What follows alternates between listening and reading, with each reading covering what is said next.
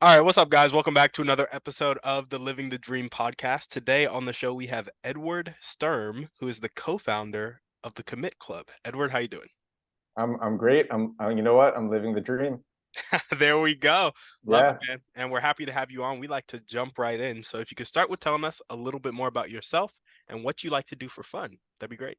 I love it. I love it. Yeah. About me. When I graduated from college, I was making viral videos. I was one of the first viral video creators on YouTube. Had hundreds of millions of views. One of the biggest TV shows in the United States, like Good Morning America, The Today Show 2020. Daytime talk shows, flown out to LA to go on shows, international shows. Wow. And then while I was doing that, I was working in New York City nightclubs for 3 years. Like working in nightlife is really interesting because you see the best and the worst of humanity. You see, like when people are completely trashed night after night, you see them do the most abysmally horrific things to each other, to themselves. But at the same time, you see the most just selfless acts as well, people helping other people in need. And like you see the complete polar opposites of humanity, and that's really interesting. But I did that for a few years, and a bunch of my friends from nightlife started getting into technology. I read The 4 Hour Work Week by Tim Ferriss. Have you read that book? Oh yeah, You like that book? great book. Yeah, great book. And it inspired me. And I'm like, I'm gonna do a stupid drop shipping business. And yeah, and I didn't do that. No, certainly not. I didn't even know how to make a website. And so I made a website and it wasn't ranking on Google. And I became really fascinated with trying to figure out how to make it rank on Google. I had stopped doing the viral videos because I was really dumb and I didn't know how to monetize them. I was about to say, if Um, you were doing viral videos, like why were yeah, you I doing it know. at a nightclub? It was, well, the clubbing, it was just fun. It was also just like I New feel York that. City nightlife. I think at the time was some of the best in the world. Like I would go. I mean, I can't really talk about this, but I would go to like clubs and see like the most famous like A-listers and just be partying with them and bringing my friends who become friends with them, and then I become friends with them, and it was just cool. Yeah. And I wasn't even doing drugs or drinking, and so actually I got to experience it more fully than I think people who were intoxicated, because I was present all the time. Yeah. Yeah, but also like the viral videos, like what Mr. Beast does looks really glamorous. But as someone who's done crazy stunts, like it's a lot of work. Now Mr. Beast has an enormous team. I think he said I listened to a lot of his podcasts that he goes on, and I think he said he has like 150 people working for him or something. Um, but before that, he was doing everything himself, and it's really like a ton, and it's a ton of field work, and oftentimes it can be a ton of just doing nothing, like sitting around and waiting for people to arrive, or waiting for lights to be set up, and I really hated that part. Mm. Yeah, and I was working for TV networks as well. Like I was interning, and I was a page for like CBS, and I was a production assistant for a lot of the major networks, and it was a lot of downtime, and I didn't like that part of it. And it was just also it's a lot of work, a lot of running around. Sitting behind the computer is it's more calm. Like you get into the flow state. I was listening to Viking music today while making a new website. It was amazing. Yeah. Yeah. So I got obsessed with SEO. At this point, I'm probably one of the best search engine optimizers, one of the best search engine optimization experts in the world. At first, I sucked. I sucked. I couldn't get clients. I was networking my butt off. I like, God, it was so bad. And then one of my roommates started squatting in our apartment. And so I was like losing all this money because we were leasing the apartment, me and my friend, and I didn't have clients. And so then I went to work at this agency, and I was doing SEO for like, it was amazing. I got the job. I just lied in the job interviews that I went to. Oh yeah, I can do this, I can do that. I didn't even know how to use Excel at the time, and I like that, which is horrific for an SEO. I didn't know how to use Excel, and I lied, I didn't get the first job interview. The second one, I lied a bit better, so I got it. And then while I was at this job, whereas like all of my peers would go out to the bar after work and drink, I went home and studied SEO and then tried to become better because I felt really insecure. And what's funny is I was actually telling my mom about this today. What's funny is like when it rains, it pours, because I couldn't get clients before that job. When I got the job, then I started getting all these referrals from clients outside the company, and I got all of these clients. And so I had this job and I had my clients, and within 3 months there, I was one of the better ones, one of the better SEOs at the company. And within 6 months, I was the best, and there was nothing else for me to learn. And I was just like, I'm not growing. And I left. I had my own clients. And then one of my mentors came to me. This was in the middle of 2017. And they're like, Edward, these things called initial coin offerings are blowing up in crypto. They're making millions of dollars in like 5 minutes. Do you know what initial coin offerings are? Yes, yeah. But Yeah. explain it for the audience. Okay. So an initial coin offering was like, it would be like these kids, and they would, so Ethereum had just blown up as a cryptocurrency. Bitcoin had blown up before that. And all these kids were saying, I'm going to invent the next big cryptocurrency. It's going to be for this specific project, and this specific project needs to have its own currency for these reasons. And the reasons would be really complex, and they would write a white paper and then throw like a few parties to make noise about themselves. And then all these retail investors who didn't understand technology at all, but wanted to be part of like the next Ethereum, the next Bitcoin, would give these kids millions of dollars within a few minutes, trade it for their worthless cryptocurrency. Then the cryptocurrency would go broke. Oh, sorry guys. And then the founders would disappear. And that happened a lot in 2017. The SEC has since come after a few of the more bad actors. They've come after a few of them, but so many people got away with it. And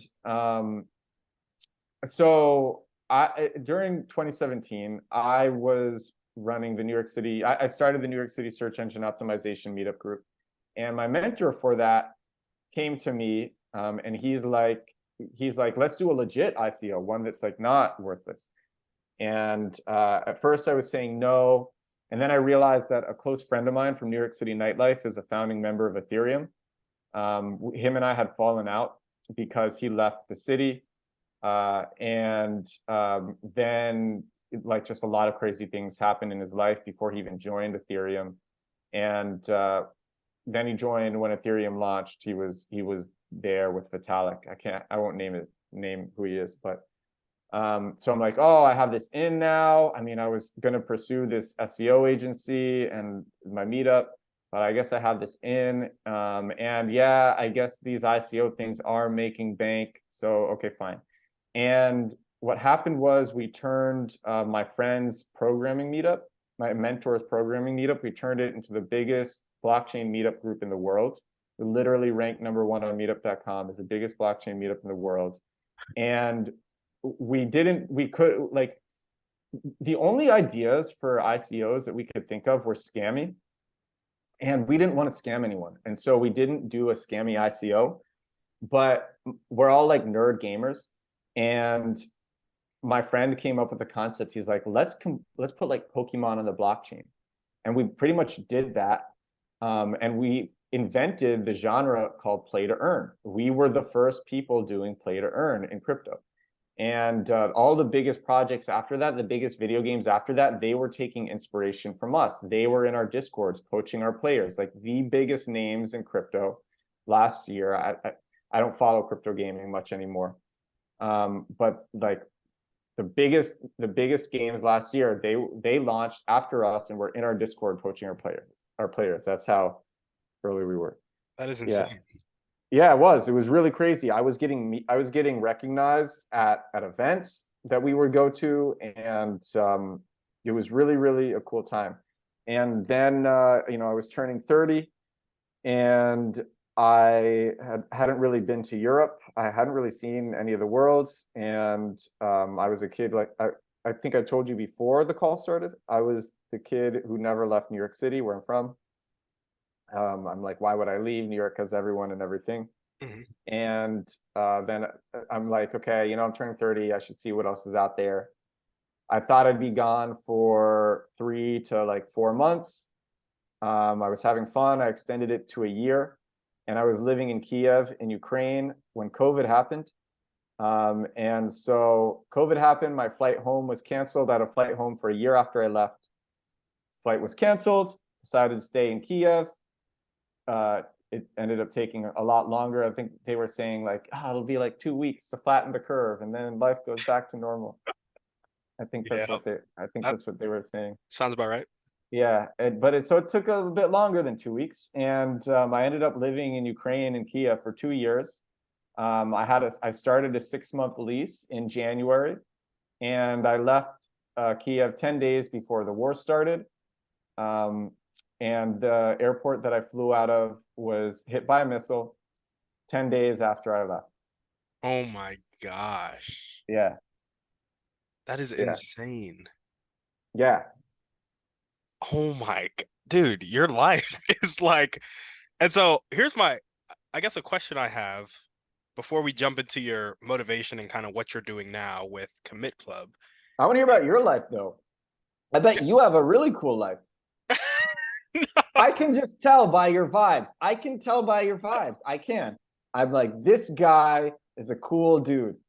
What does it say behind you? Left with love. The only type of person who would say something like that is a cool dude. Someone who's in tune with the universe. I feel that. I'll tell you about my life in a second, but let me ask my follow-up question.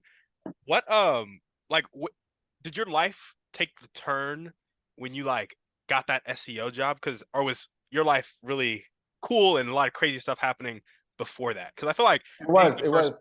No, I'll tell you what happened. One, I was always a weird kid, but in school, I was a bully. Not a bully, sorry. I was bullied. Yeah, yeah. I was a loser, and I was bullied in high school.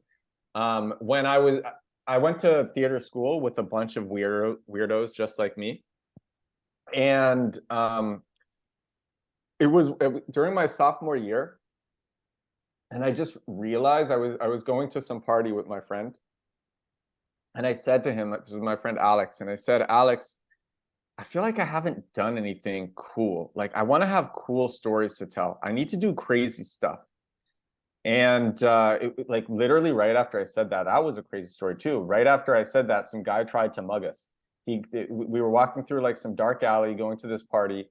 This guy came up to us in a trench coat with his hand in his pocket. He's like, I have a gun. Take out your wallets, give me your money. And I'm like, I think I said, we don't have any cash on us, which was a lie. And he's like, really? I'm like, yeah. And he's like, oh, okay. And then he walked away. But yeah, yeah. But it was when I was in college, I just realized that I wanted to do like crazy stuff. And I've always had like really strange interests. I was obsessed with bodybuilding when I was in college. And I have a very obsessive personality, which I think is helpful when it comes to like going hard and doing crazy things. Because doing crazy things isn't easy. You need to put in real effort and obsess to do crazy things and like get away with them. And yeah, Yeah, so no, for sure. Okay, so a little bit of that just obsessive personality, and then that declaration of I want to do crazy things launch the path. yeah. Yeah, because I was watching these movies. I forget the name of the specific movie where I realized this, but I was watching How I Met Your Mother, and I used to dress like Barney Stinson when I was in college. Like I would wear a suit to class, and I was the kid who wore the suit everywhere. And I just liked that this guy he was like I didn't have any like I wasn't dating anyone, and it was Barney Stinson, and he was dating everyone, and he was always in the suit and doing cool things, and I'm like I want to do that. And I yeah, got you. I yeah. got you. I was just this big dork dude in college who didn't want to be a dork dude. Yeah, yeah, I feel you. Well, awesome. Yeah, I guess I can tell you a little bit about my life. Honestly, dude, there's not much to tell. I kind of lived my whole life for other people up until I was about 18. And that's when I first started making decisions for myself. And living my whole life for other people looked like getting really good grades and being really good at football because I thought football was the only way to make money in life. Really? I did. Growing up, 18 years, I was like, football is Man. the only way I'm going to be able to make money and help my Oh, family. that you specifically would be able to make money. Yes. You Yes. must have been incredible at it if you were like obsessing about it. I mean, yeah, I was good. I would have gone to the league if I had wanted to. What was your position? I was a linebacker, defensive end hybrid position. And you didn't want to become pro. No, so I hated football from the time I was 8 years Wow. old. Like, Wow. I remember getting invited to the All-Star team and crying that I got invited to play with the Wow. All-Stars. Because my dad really wanted me to go play, and I really wanted a break. Bro, have you ever seen South Park? Yes. Do you know the episode that I'm thinking of? I do not know that episode. Oh man, so all the kids in South Park, they're playing Little League, and none of the kids that they're playing against, like the joke in the episode is that no one wants to play Little League, and everyone's trying to lose. Both teams are trying to lose against each other, and the South Park kids end up doing a worse job at losing, and they make it to like the World Series in Little League, and they're so pissed off. They literally cry in the show because they don't want to go play in the World Series, and their parents are like, yeah, yeah. And it's like both teams are trying to lose against. Anyway, that's it had me thinking. Sorry for interrupting. Oh no, no, you're good. That's hilarious. South Park, Family Guy, the satire in those shows is just priceless. Brilliant. I love it. Brilliant. Yeah. Yeah, but graduated high school, went to college to play, small D1 school, Davidson College, and I ended up quitting like within the first week Wow. of school because I was Dope. like, I hate my life. I Dope. literally want to kill myself, and so Not dope. yeah, not dope at all. And I can't live like this for the next 4 years. So I quit. And then I ended up pursuing, other things that I wanted to pursue to get into another thing that I hated. So I'm Christian, still am Christian, but was heavily in a Christian community in college. And I just didn't like, at the same time I was getting more involved with Christianity, I was getting more involved with self-improvement. I didn't like some of the limits that like Christianity as a cultural religion will put on you. And so I would clash with that. And that was kind of all throughout college, clashing with that. Now I graduated college and I'm 23 now. So I've been out for a year and a half. And that's when the massive action phase of my life started to hit. So the first phase, I don't even, before 18, I was just like living life for other people. 18 to Yeah. 22 was really about like finding myself, getting to the point where I can be authentic and I can be myself despite what other people think. And then graduating college, I was like, I need to do what I care about doing, which is helping people with their dreams and goals. Hence this podcast, Living the Dream, helping people with their Living the dreams and dream. goals, helping them Helping get there. people to dreams and goals. Um, Heck yeah. and this thing behind me, Left with Love, Connected by Choice. When I was like up until the point I was 18, I'd never told my parents I love you, and I'd never heard them say to me I I love was the same. Yeah. And that just really sucked. And so when I got to college and I saw people loving each other and I started loving other people and letting myself be loved, I was like, okay, this my whole life I felt alone, which is why it's called left. Like a lot of us feel like we're left here. But then when we realize we're left here with love, it like changes everything, changes the whole game. And then connected by choice just speaks to the difficulty of maintaining quality relationships. Like, yeah, you can love each other, but then it's a choice to continue to love each other every day after that and actually build the life and build the relationships that you want to live. And so that's the idea behind Left with Love Connected by Choice. Has a goal. My life goal is raising the standard of living across the world to middle class America so that nobody has problems with food, shelter, water, or a sense of safety. So Okay. that's kind of me in a I, nutshell. that's that's a good goal. I think about that a lot, and I've been having a lot of conversations about that, specifically how it relates to Chat GPT and artificial intelligence. Tell me about it. Have you tried Chat GPT? I have tried Chat GPT. Yep. Chat GPT, before Chat GPT, the most impressive and world-changing piece of technology to date, in my very humble opinion, was Bitcoin.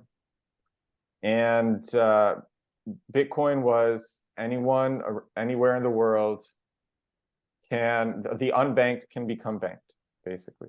Yep. That was crypto and blockchain. And it was a really big deal. But I think Chat GPT is like 5, maybe 10x the impact of Bitcoin. I think it is by far the biggest and most dramatic like piece of transformative technology in the last 10 years.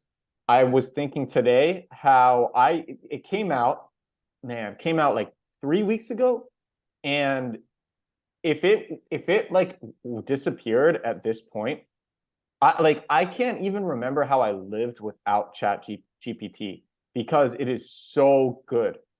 Yeah. Like, I had to write an uncomfortable letter to somebody today. I had Chat GPT write it, and it wrote it in 5 seconds. And then I was able to, I couldn't send that directly. It was too impersonal, but it was like really good. It was just too vague and impersonal. But I was able to use that as like a skeleton. Yeah. And write the message that I needed to write. And I wrote the message really fast because I had that framework that ChatGPT already had put. I literally have friends use it to write their entire LinkedIn messages. I have brilliant programmer friends who use it to debug their code. I myself, I run websites where people put in guest blog posts, and a lot of the guest blog posts that I receive are really garbage, and it takes hours to correct. Even with a tool like Grammarly, it will take hours to correct these submissions for spelling and grammar. ChatGPT does it in a minute flat. You take the whole 3,000 word thing, you paste it in, and you say, correct this for spelling and grammar, and then it spits it out. And it's not like Grammarly, where Grammarly doesn't understand the context. ChatGPT understands the context. For researching things, like for trying to understand something, it's better than Google. I'm here in Warsaw. I bought this thing called cottage butter. I didn't even know what it was. I just thought it was butter, but it said cottage butter, and I didn't know the difference between like normal butter and cottage butter. And Google wasn't giving me answers on what cottage butter was. And I asked ChatGPT, what is cottage butter? And it told me exactly what cottage butter is in a paragraph. I wrote this article recently called The 23 Best Games for YouTube. I had written this like 5 years ago. It got like a ton of traffic, and then I updated it for 2020, but I didn't update it for after that. And I'm updating it now for 2023. I'm doing this whole big affiliate SEO scheme where I think I can make like ridiculous amounts of money. I'm putting out videos about it on TikTok. And part of that is I need to update this article. And I'm trying to figure out what games to put into the best games to play for YouTube in 2023. I will find some game that's fun to watch. I don't know how the game works. I will Google, like, let's say the game is like, what's a good game? Stray. Stray is this indie game about where you play a cat that's trying to like learn about the world. And I'll search a video on YouTube, how does Stray work? I won't watch the video, but I will grab the transcript from the video on YouTube, paste it into ChatGPT and say, summarize this in 3 sentences. It will do that, and it will give me something that I can use for my article, and it will tell me how the game works. And I didn't know how it worked, and I didn't have to watch the 7-minute video on it. And so bringing this back to the world and helping the middle class. Yeah, I was having this conversation yesterday here in Warsaw with this really brilliant crypto guy. This guy who made millions of dollars doing arbitrage in crypto. And I think honestly, the middle class is going to be hurt the most by AI, and I think it's going to happen pretty fast because ChatGPT is scary good. And so what I think is, I've always believed this, but now I'm like, I hope this comes soon. I think there's going to have to be a universal basic income, really soon. I'd see no way around it.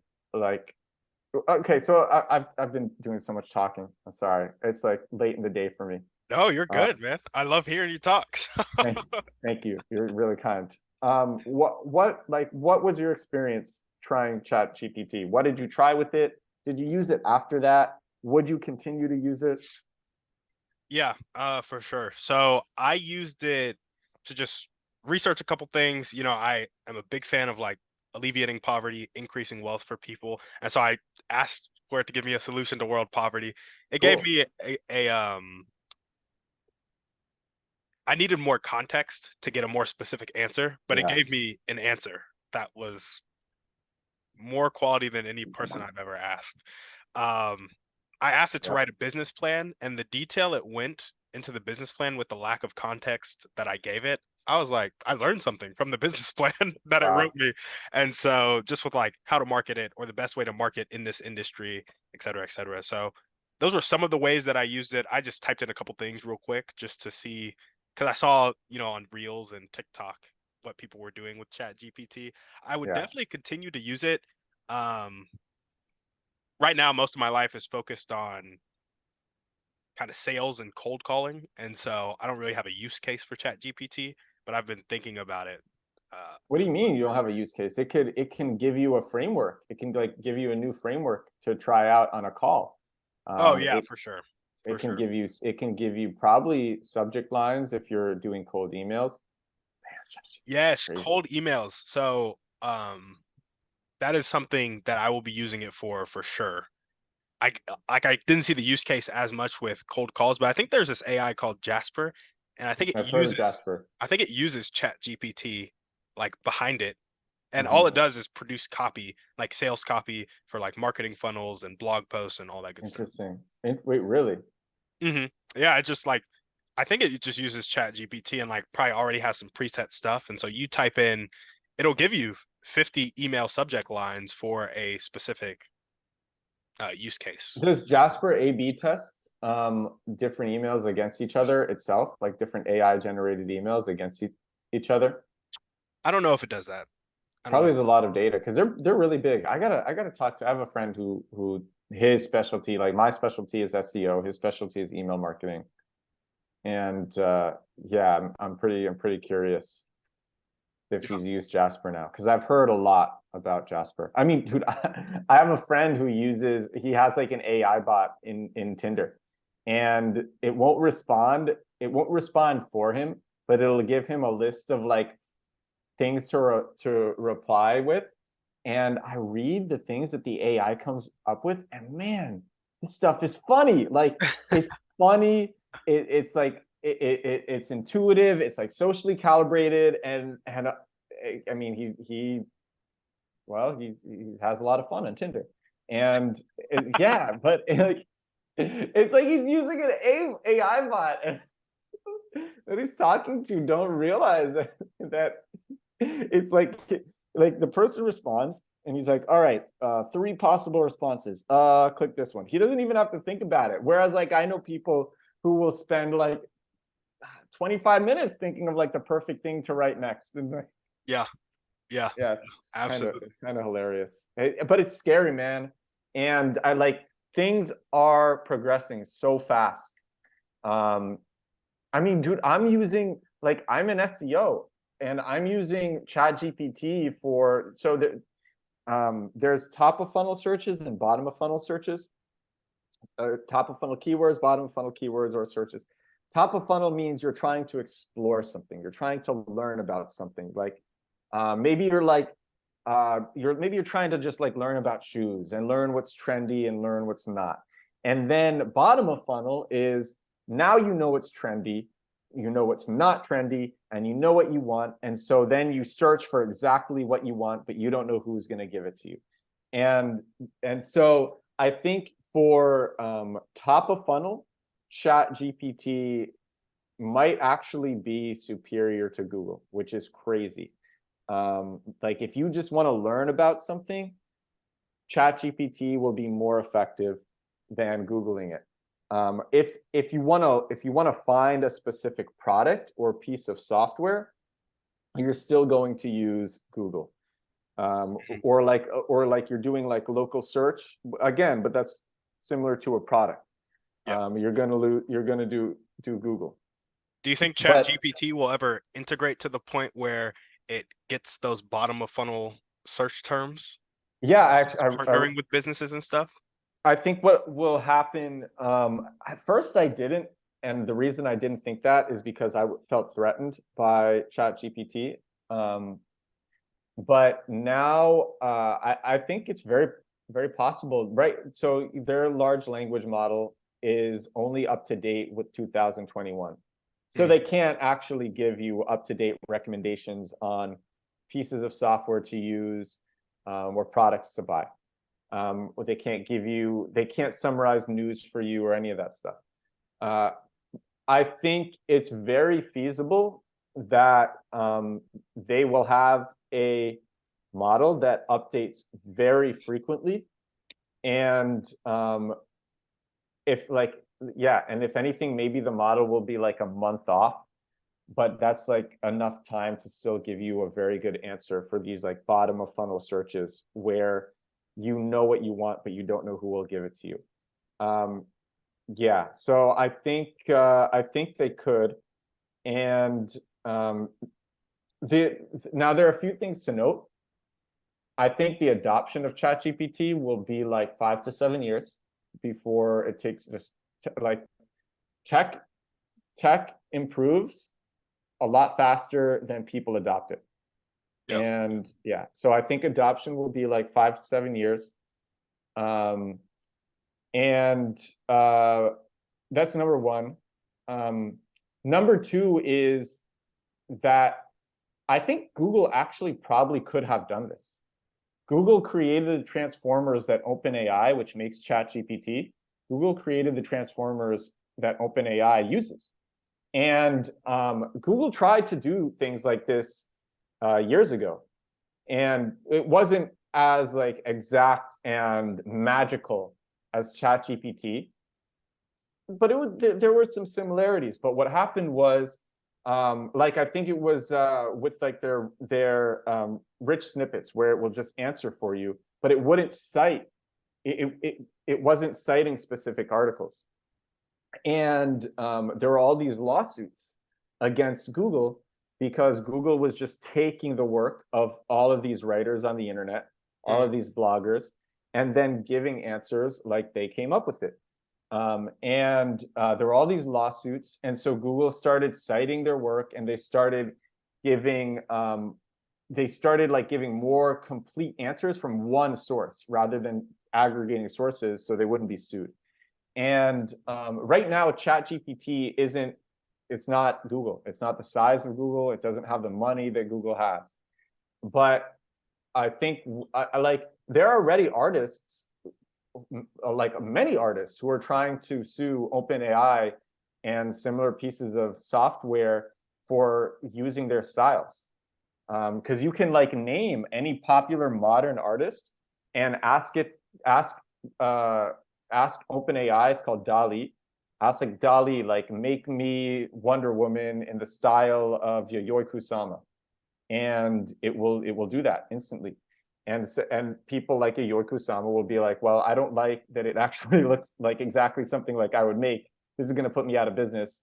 And Can you really sue for that though? I'm like, if they're just that good that they can mimic your style, it's like you don't have a copyright on your style necessarily. yeah, yeah, and I don't think you should. Um, I don't think you should have a copyright on your style because art is and has always been derivative. Um, can they sue for it? People can sue for anything. Yeah, facts. Will will they? Yeah, will they get away with it? I guess if I haven't thought about if they will get away with it. They probably won't. Um, no, they probably won't. It's different from Google, so somewhat different from Google. And they can make the same argument that ChatGPT is just examining a bunch of different sources and then writing up its own answers in the same way that any student would look at a bunch of different sources and come up with his or her own conclusions. Um, but I mean, I think Google lost. So I don't know. I don't know what'll happen. And but I'm very concerned because I mean, I'm just using ChatGPT to replace so many people and other services that I was previously using. And ChatGPT is like at a fraction of its power. Yep. Like Elon Musk, who co-founded OpenAI, has stated like, yeah, like realistically, ChatGPT, like we're at the bottom of Mount Everest. Like the peak is so high up, Hmm. and I really believe it. Um, so I mean, God, like I think in the next couple of years, all of the assistants, all the AI assistants on our phones, Siri, Cortana, will have this tech behind it. I think one of these models can actually fit into a phone. Like it uses so little data that it can actually fit into a phone. One of these large language models, I think. Um, and so like don't be surprised when Siri it can give you answers like this, or Yep. Cortana can give you answers like this. And yeah, yeah. So it's that's the thing that if you're like you're trying to help the middle class, that's really the thing to. I just don't even know if there's like helping them because like I don't think people like yeah I don't know if people can learn faster than they'll be outpaced by technology at this point. And I think a UBI is necessary. I think and I don't even think artists are going to matter because like an AI can scan your brain or scan the way that you're feeling and deliver music and poetry and stories and images and movies to you, all algorithmically generated, and not now, but probably in the next few years, I'm sure, all algorithmically generated to fit the way that you're feeling and then lift you up. And they're unique because you haven't seen them before. It's just crazy. Um, yeah, yeah, It is interesting to think about, especially like the goal was, helping all those people who actually not helping the middle class, but all those people who aren't in the middle class, who are like, extreme poverty, mm, like get to the point where they have the food, shelter, water that the middle class in America has. But it's like if Chat GPT is replacing so many people's jobs, like what does that look like for the economy? Comes back to universal basic income. And it's just like even if you give people a universal basic income, if they don't have things to fill their days, like people just get antsy. And yes, that's true. like That too. Yeah, you'll start to see the polar opposites of humanity, like you were seeing at the nightclub yeah. every day. People have to have meaning. Yeah. People have to have meaning, and I have you ever I'm sure you've seen the movie. Have you seen the movie Ready Player One? I have not seen that movie actually. Oh man, or have you or read the book? I feel like I've read the book, Okay, or you read I've the at least book. heard a lot about it. Okay, I think Ready Player One. So the sequel, Ready Player Two, awful. One of the worst things ever written. Never, yeah, stay away from that sequel. It won't be turned into a movie because it was so bad. But just like yeah, everyone says that thing was trash. But Ready Player One was brilliant. Um, I think Ready Player One is a bit too much of a dystopia on how the world will actually look. But I think what will happen is I think we're just gonna play games. Like robots are gonna do everything for us. And I think we're gonna be like really competitive with each other in terms of like games. Like when I was a kid, I was obsessed with Super Smash Brothers. Hmm. Super Smash Brothers, I guess I could have made money in tournaments Yeah. if I really went hard in it, but I wasn't playing it to make money as like a competitive as a competitive gamer. I just wanted to beat my neighbors. And I think something like that is whether or not it's in a virtual world, in a virtual reality, or it's in real life, playing basketball, playing soccer, playing baseball, whatever, or playing video games. I think we'll derive a lot of like meaning from gaming. oh, look at this house that I made in Animal Crossing. Ah, Yeah, it's so cool. Like I love your little cabbages and these nice flowers that you have. Like, yeah, yeah, because there won't be anything real for us to do. yeah, And yeah, I just it's kind of hard to imagine. And also, I think if there is any industry that will survive, I think it'll be being an influencer. I think it'll be human stories. Human stories, people want to follow other people. yeah, And I think that will also be that will be like a pretty lucrative industry.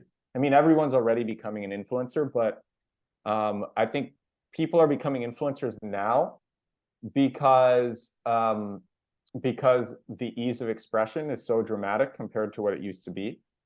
But I think people will become influencers in the future because what else will they do? yeah. And yeah, Do you I'm think, happy. Yeah. I was gonna say, do you think that, so when you look at our days today, like you could make the argument that most of us aren't doing things that are absolutely necessary, if that makes sense. Like when it comes to running businesses, people have talked about running businesses as being a game. And a lot of the people who work in those businesses are like basically pawns in your game. And so do you think the um, gap between rich and poor and quality of life will remain as robots are doing everything for us? Or do you think we'll lighten up as humanity and share the resources equally, I guess? Um, I don't know if share would be the right word, but you know, the guy, this crypto guy that I was meeting with last night, he went on this rant to me about how history is cyclical, Mm-hmm. and every time some people have accrued too much wealth compared to other people, they have either been for yeah, they've been forced with violence basically to distribute that wealth. Will that happen now? I mean, I can make a lot of arguments on why that won't happen. I don't think it'll be like I don't think it'll be these people will be forced to distribute their wealth. Maybe they will. Maybe it's possible. It's possible that there might be more of like a citizen government that forces them to do it. And yeah, sure, they try to like escape to some like island, but they're not protected. Like this guy Kim.com, he had I think it was Mega Upload, and he lived in New Zealand, and everyone was using Mega Upload to like pirate movies and music. And so the United States government sent was like the FBI or something and raided his house and took down the site, and he wasn't safe. And so yeah, I mean, I think it's possible that like if I think it's possible that people in the future, because I think the gap will grow. It's hard to imagine that the gap won't grow. Um, and if history is any indication, um, like there's always some sort of revolt. And I just think there has to be. I think people are more likely to become violent and demand that they have money for food rather than starve in big cities. Yeah. And starving in big cities, like this is gonna sound horrifying, but to me, that's like a real reality based on like just like yeah. I mean, people are saying we're entering some like economic downturn now, but it's a terrible time to be entering. If you're trying to listen to this and feel uplifted, I'm so sorry. What's my listen? Let's talk about some positive stuff. What should you do right now if you have no skills? First of all, become really fluent with ChatGPT and Dolly. Learn AI. That is a new job. Learning how to actually speak to these tools takes a lot of practice. learning how to be specific, as you discussed, that takes a lot of practice, and there might be jobs for that. Do We'll never that. come to a point where we have AI that speaks to AI better than humans will speak to AI, and then that job becomes obsolete. Are you discussing? Are you like talking about a general intelligence? Yeah, just like so Oh, I think I know what you're. No, I don't think so, because um, the AI that speaks to the other AI will have to understand.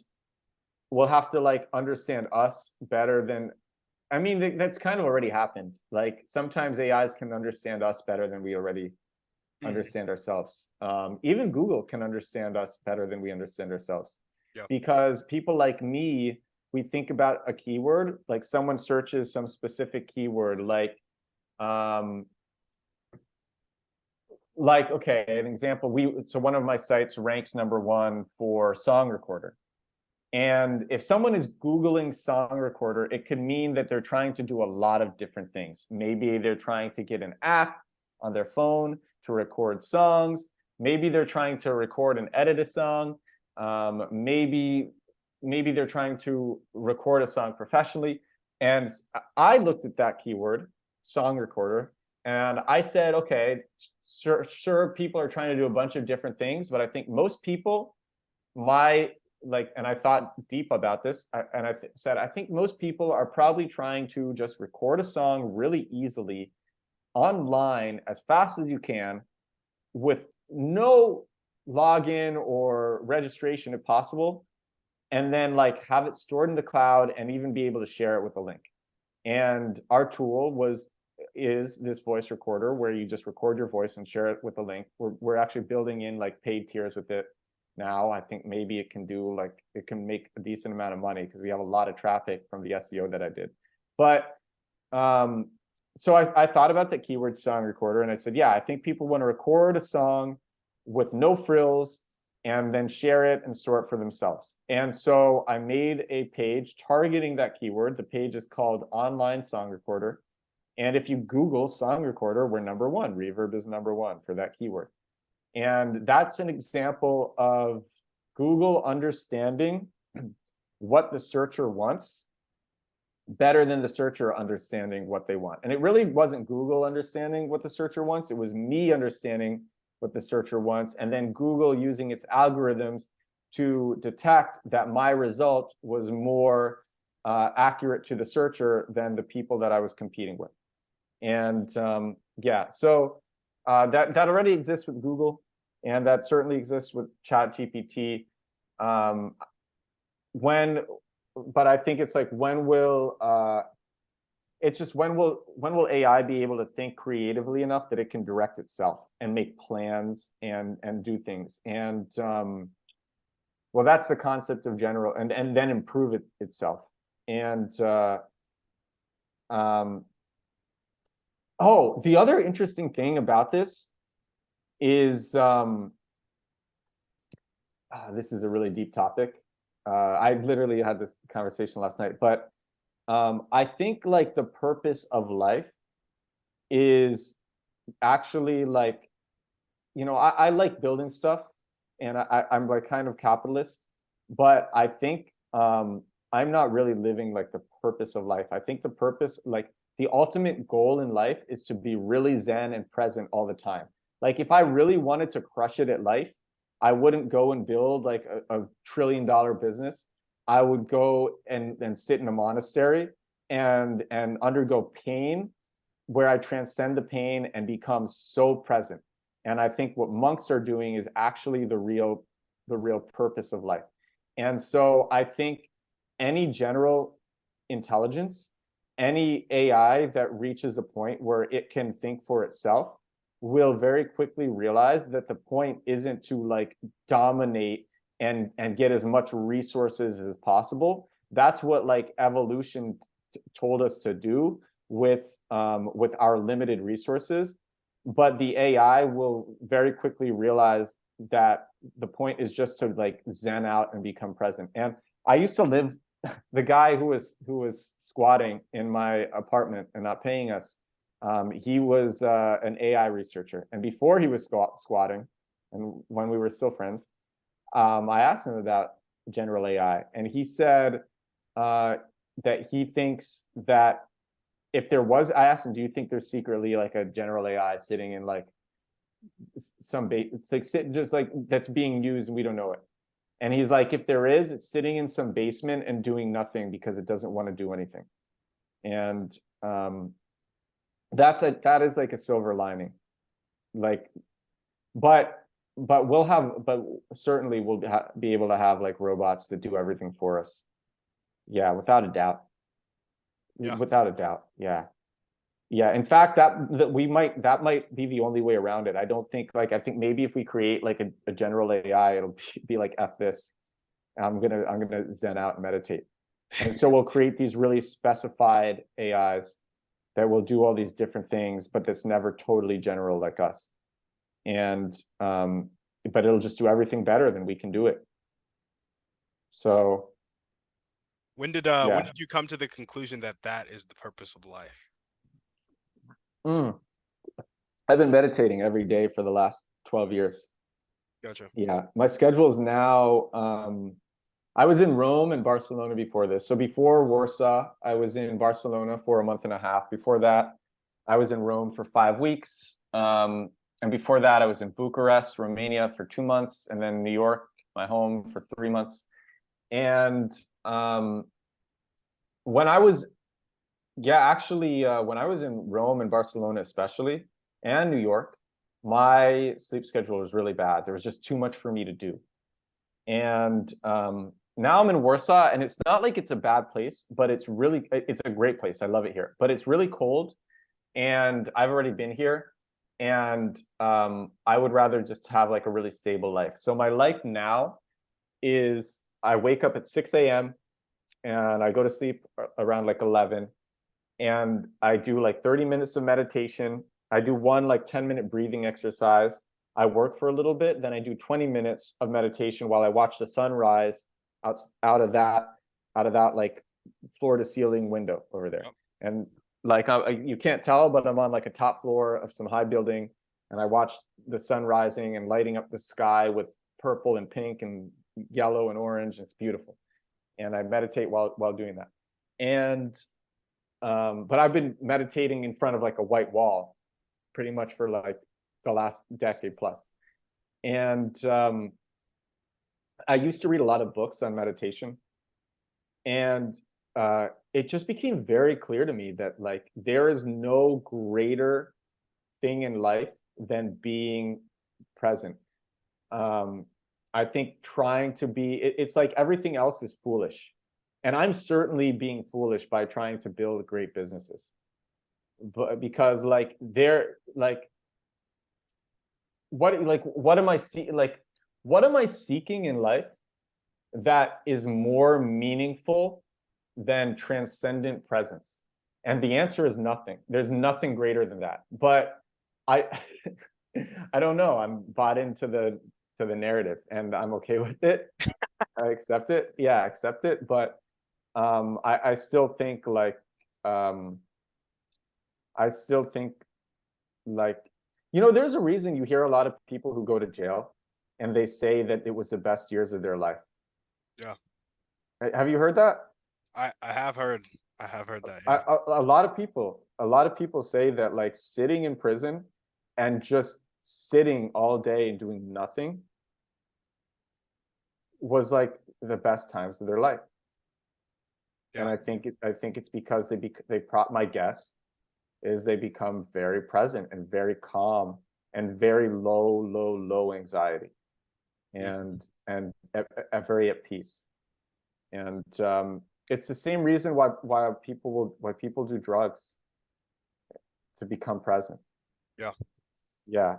Uh, so yeah, I love meditation. I don't know. Have you tried it? Yeah, yeah, I've tried a little bit of meditation. I would say I've never been consistently intentional with meditation, although the only way I can go to sleep is by entering a state of meditation. So I'll like none of the like waking up every morning and like doing a strict breathing exercise or like um you know, the traditional forms of meditation. But like when I go to sleep, I empty my mind, repeat tranquility in my head, and I have like a place that I visualize myself in and like I go to. And so that's my Yeah, like yeah, way that I meditate. It's the only way I can go to sleep consistently, actually. Unless I'm just dead tired and I pass out, yeah. I have to do When that. I was younger, it took me longer to fall asleep too. Now that I'm older, it's a lot easier. If you want a non-addictive uh, supplement to try, I love this. I love this recommendation. It's called tryptophan. Mm, Have you heard of tryptophan? never. The reason that people get tired on Thanksgiving is because they eat a lot of turkey, which contains the natural chemical tryptophan. And I think honey contains it as well. And it's just, you get vegan tryptophan.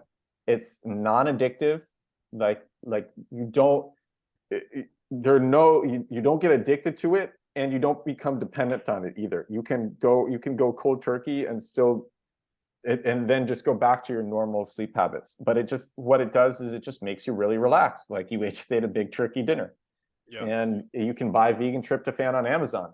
You don't need any prescription. You literally, I get it from Amazon, vegan tryptophan, and it works. It's really effective. It just makes you. It's not that it makes you really tired. It just makes you really relaxed, and it's pretty easy to fall asleep. And I've never had any negative side effects with it.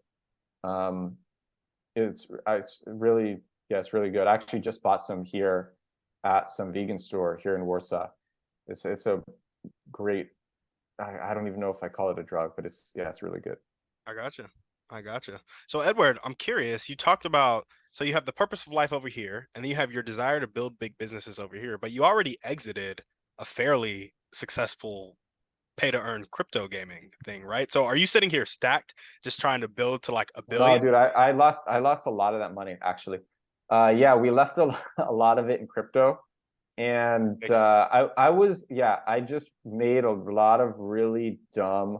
I know when I was younger, I think the reason I didn't monetize my YouTube videos was because, or turn that into a big business, was I didn't learn the value of money until like a later age.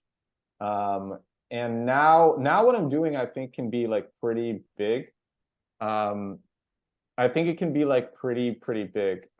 I can even say it because I'm making YouTube. I'm making these TikToks about it. So um, yeah, I guess first we'll talk about the TikTok. So on Twitter, there's this trend called build in public, and build in public is this trend on Twitter where you build your startup or several startups, but you talk about everything that you're doing in your startups. You talk about the failures, you talk about the successes, the wins and the losses and the insights along the way. You show screenshots, you show video, you give stories, you name names, you just talk, you give how much money you're making, all of that stuff. And that's built in public. And it's really popular on Twitter. And the scene is really cool. It's really cool to watch the things that people share on Twitter. And people are really open. And I was doing that for like a month and a half on Twitter. And I was growing, but I was growing really slow, and it was a lot of work. It was like 2+ hours of work a day, and it wasn't easy work either. Like I had to think of like I had to the things that I wrote had to be like, they had to sound nice, and just like not completely waste people's time. yeah. And then you had to take screenshots, and you have to proofread, and not just that, you have to put out probably like 500 to 1,000 plus tweets every month. So it's like 2 hours a day. It's a lot of mental energy, and it's just a lot. And so I did that for a month and a half, and I was growing really slowly, but to me, it wasn't worth the time and the effort that I was putting in. And a lot of my friends had been encouraging me to go onto TikTok, and they've been encouraging me for months. And then I went on some podcasts, and the host was like, "You're the best guest I've ever had. You should start a podcast." And I was like, "Well, I'm thinking of starting a TikTok. A lot of people are telling me to start TikTok." And he's like, "Okay, start a TikTok." So I started a TikTok, and I very quickly learned that I had to niche. And I did some research and I saw that this build in public trend wasn't saturated on TikTok like it was on Twitter. And so I said, okay, I'm going to start a build in public TikTok. And that's what I did. I started this build in public TikTok, and then I made it so that I use this tool called Repurpose.io. And every time I put out a video on TikTok, it automatically goes onto Twitter, onto LinkedIn, onto Pinterest, onto YouTube, onto Facebook, and onto Instagram. And it goes just automatically onto all of those. Whenever I put it out on TikTok with no watermark. It's amazing. It's like, that's like, there's like magic. It's not as magical as Repurpose.io ChatGPT. is good. You know it? Yeah. Yeah. I'm actually doing so.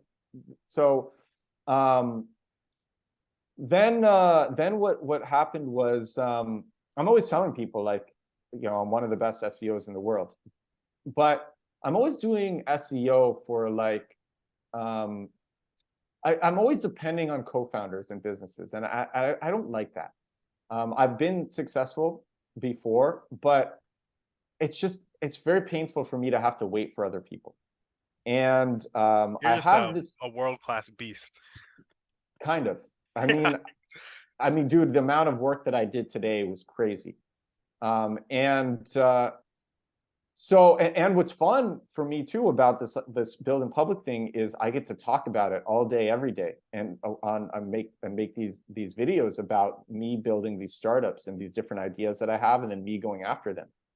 And so I found out that Repurpose.io actually like has an affiliate program where if they will give you 25% of the revenue that you get them for life.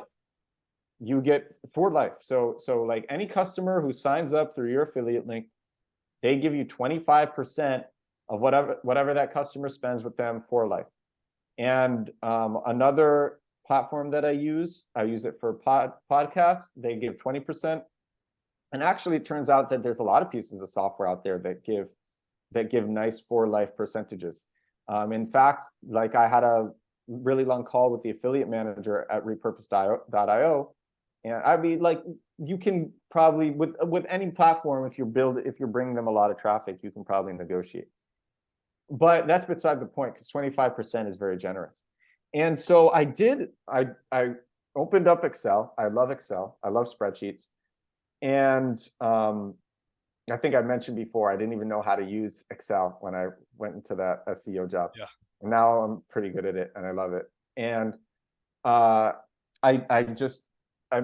did all this math, and I said, okay, I was getting like 32,000 bottom of funnel clicks from Google for this one project that I did. And I already explained what bottom of funnel is. And so I said, okay, if I was getting that for repurpose.io, I actually made it 17,000, not even 32, because in the last 30 days it had 17,000 because I haven't updated the site in a while. And so if you stop updating a site, your rankings will go down over time. So in the last 30 days, it was 17,000.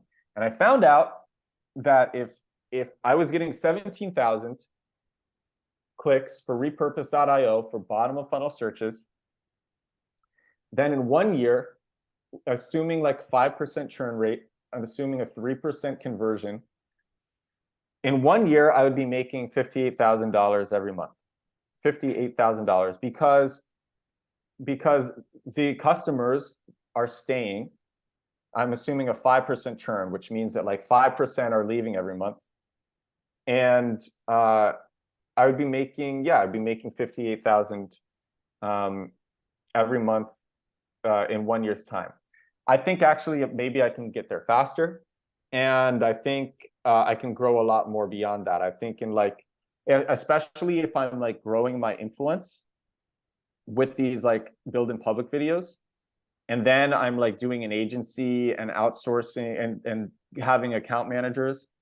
I think within like 2 years I could get to like 500 a month, and so so now I'm doing like, we have Commit Club, and actually Commit Club's really exciting too. We're jumping on some VC call about it tomorrow.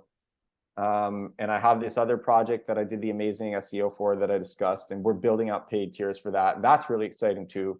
because we still have 1,500 daily active users. But I'm really pumped about this affiliate idea because the only person who I have to depend on for it is me. Mm-hmm. And I get to share these updates every day on TikTok and IG and Twitter and Facebook and everywhere. And yeah, the channel on TikTok is called Build in Public. On Twitter, it's Show Progress. I got this sweet username, Show Progress. Yeah, so that's what I'm doing. I'm using ChatGPT a lot, every day, all day. Yeah, I'm living inside of ChatGPT. I bet. I bet. That's awesome. Yeah, the affiliate thing with repurpose.io, I think you're onto something there. And I think especially if you're getting those bottom of the funnel clicks for repurpose.io, you got something good going. Do you have like so once you hit that goal, say you hit 1 million a month, 10 million a month, like when do you continue to build just because you love to build, or at any point are you like, okay, I'm cashing out, going to live on my island, I'm gonna travel the world and just do what I'm gonna do? Like, what is the goal? I Just mean, I'm building? already traveling the world. But no, I want to have a lot of children, um, and I want to have a big family. Um, so, but I like to build. I get satisfaction out of building. But I have this fear that, like I discussed with you, that we're kind of effed because of AI. Yep. And I feel like I need to get my piece and get out. I gotcha. Yeah. Yeah, I feel like I need to get my piece and get out. I don't know what the world will look like for the next generation. Money might not even matter. The truth is, money might not even matter for the next generation. Um, like, yeah, it really might not. It's like if you're living, I don't know if we would be living in a virtual world, but hopefully we'd have like a very generous UBI. Like communism didn't work because we didn't have artificial intelligence. With artificial intelligence, would it work? I mean, I don't know. Sure, politicians are very corrupt, but with AI, maybe they wouldn't be able to be as corrupt. Yeah. I don't know. It's late for me. It's a hard.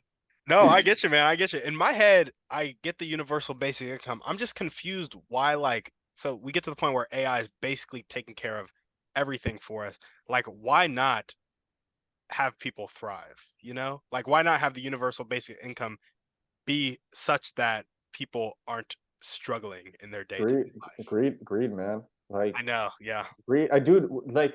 We come from a country like if you travel to Warsaw, if you travel to Poland, or I lived in Ukraine for 2 years, or honestly, like even Barcelona, which is very cheap compared to where I'm from, New York City, which is literally ranked the #1 most expensive city in the world. Like you discover that it costs very little money to live very well. The things that we pay a lot of money for in other parts of the world are very inexpensive. And I asked myself, look, there are reasons why like some things might cost more money than others. Like sure, like drug companies in the United States do pay a lot in research and development. But like for me, like I look at like the MTA in New York and I feel like there's no excuse for the condition. Like New York City has so much money. Why are our subways still slow and delayed to the extent that they are? Why aren't they cleaner? And I just feel I'm not I'm not like an anarchist by any means, but I I think there's a lot of corruption. And um so to answer your question, like we already could, things could already be a lot greater. I mean, Yeah. everywhere there's government corruption everywhere. But you know, our country is the wealthiest country in the world, and it's crazy how cheap things are otherwhere. in other places. Like the dollar goes so far in other places.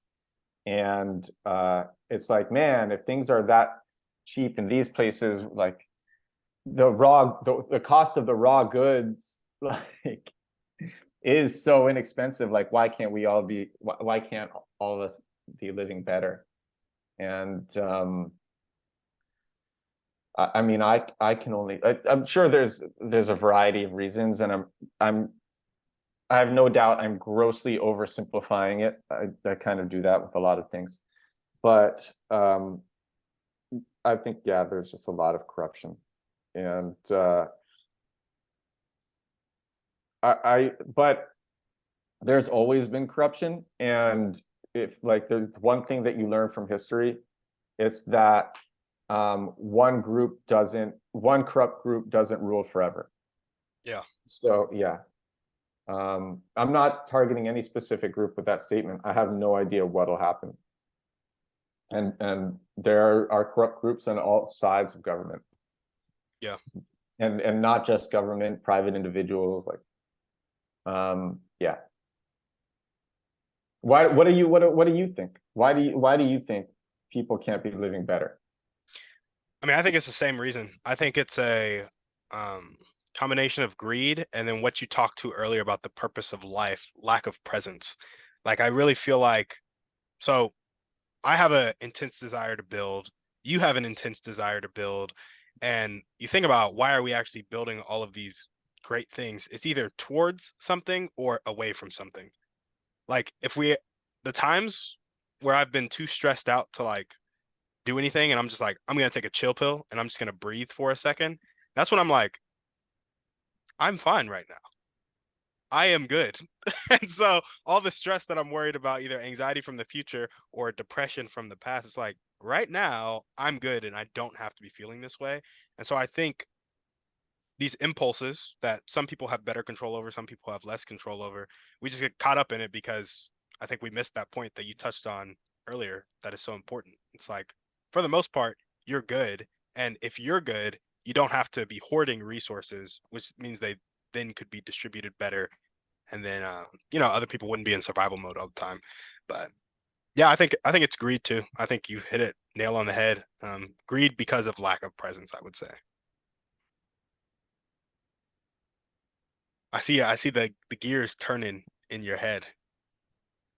Yeah, um, it's yeah, ego for sure, which is similar to lack of presence. Um, and yeah, yeah, it's lack of presence, it's ego. It's also just we're very competitive creatures. We are, like, humans are very competitive monkeys. And and so yeah, and maybe the competition stems from lack of presence. Yeah, Um, that's what I was about to yeah. say. I'm like, but wouldn't that? Because I wouldn't say monks are out here competing about who is more present. No, they don't compete about it at all. Um, if anything, they probably just want to learn from it. And Yeah, yeah, yeah.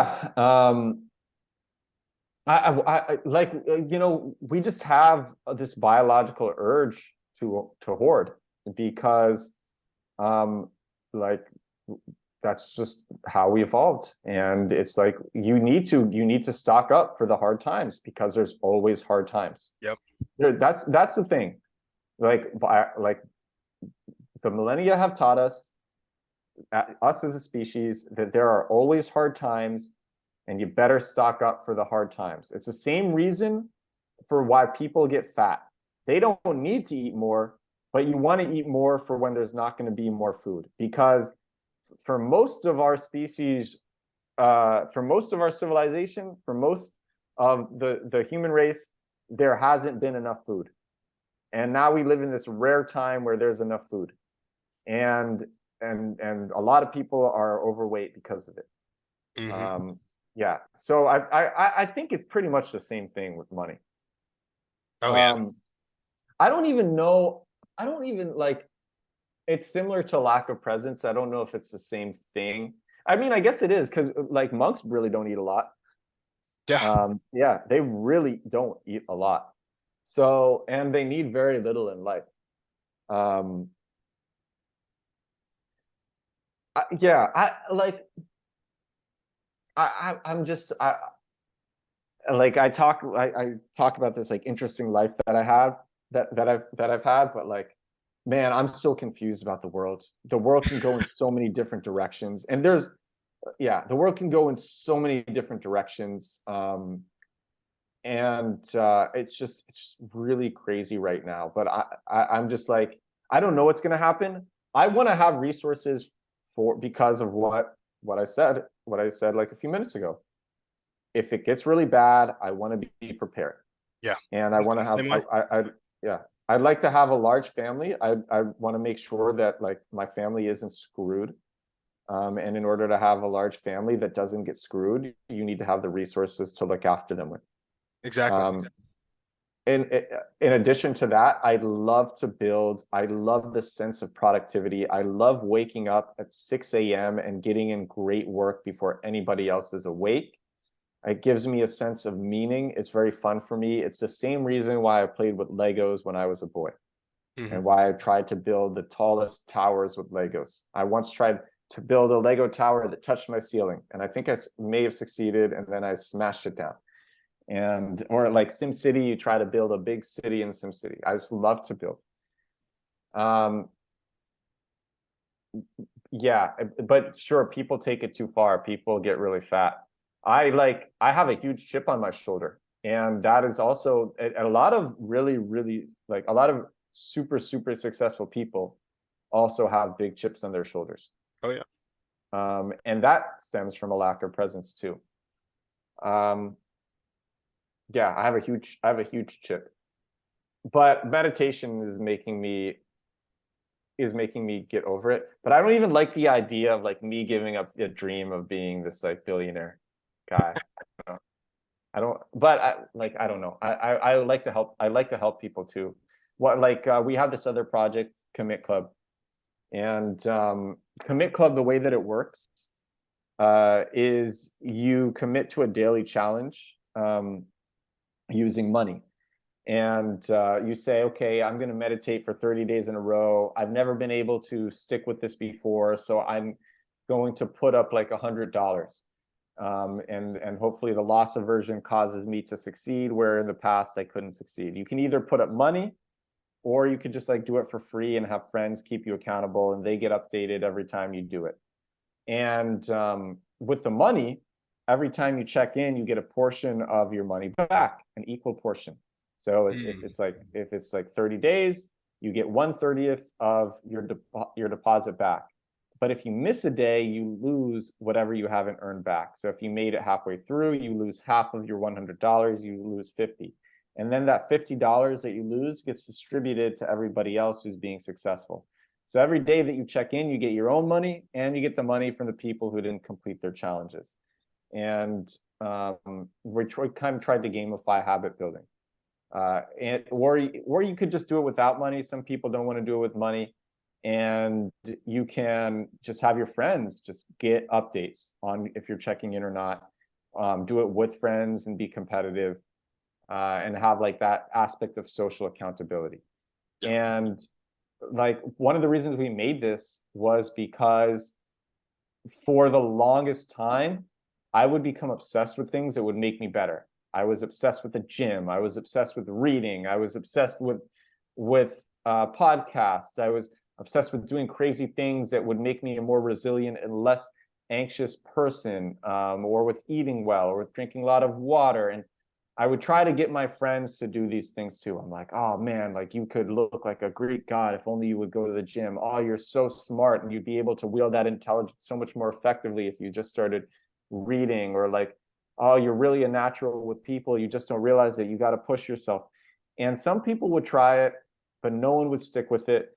And this product is like my attempt to get people to stick with these things that will make them better, because I'm always trying to make myself better, and I so badly want to surround myself with more people who want to be great.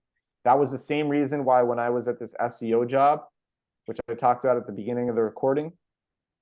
All of my peers, they were going and getting drunk at the bar after work, and I was going home and I was reading and I was practicing and I was learning, because I want to become better, and I want to improve myself. I like building, and to me, the greatest thing to build is myself.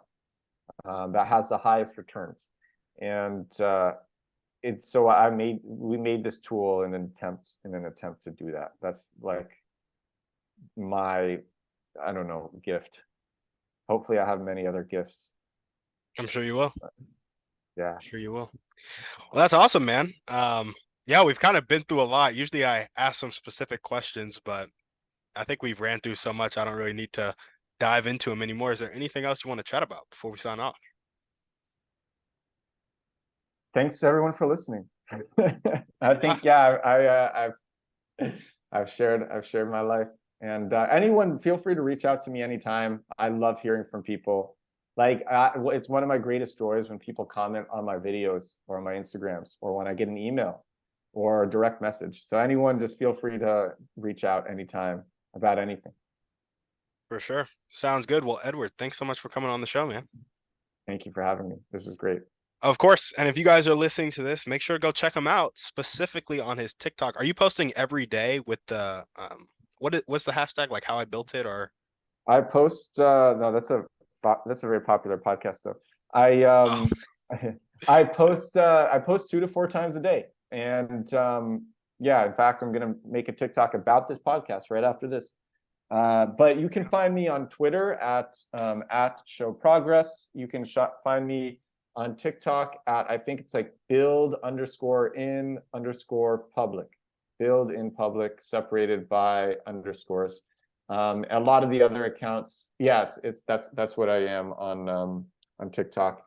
And then all the other accounts, I'm either building public or show progress. I'm on so many of these platforms, like, yeah. But TikTok at build_in_public, Twitter at show progress.